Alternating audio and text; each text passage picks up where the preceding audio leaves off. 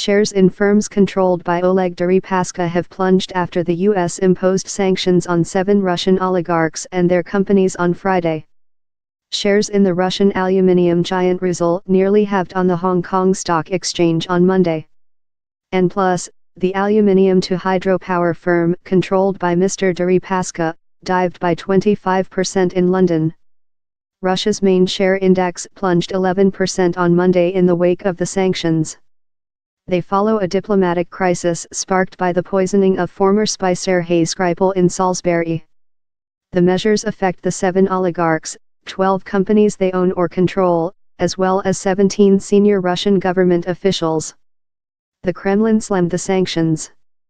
This is an outrageous business from the point of view of illegality, from the point of view of flouting all the norms, and of course careful analysis is needed here, said spokesman Dmitry Peskov. The Russian government was doing everything possible to minimize negative consequences of the U.S. measures, he added. According to Washington, the individuals and companies were targeted for profiting from a Russian state engaged in malign activities around the world. Other magnates hit by sanctions include Alexei Miller, director of state-owned energy giant Gazprom. Rusal, which produces about 7% of the world's aluminium, said it regretted its inclusion on the new U.S. sanctions list.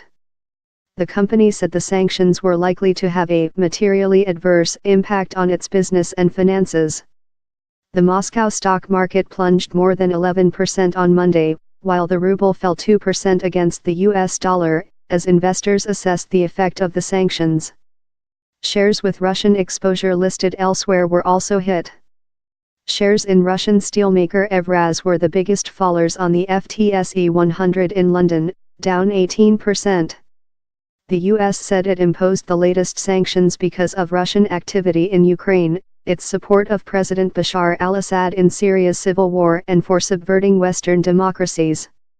It has also expelled dozens of Russian diplomats in response to the poisoning of a former Russian spy in the UK.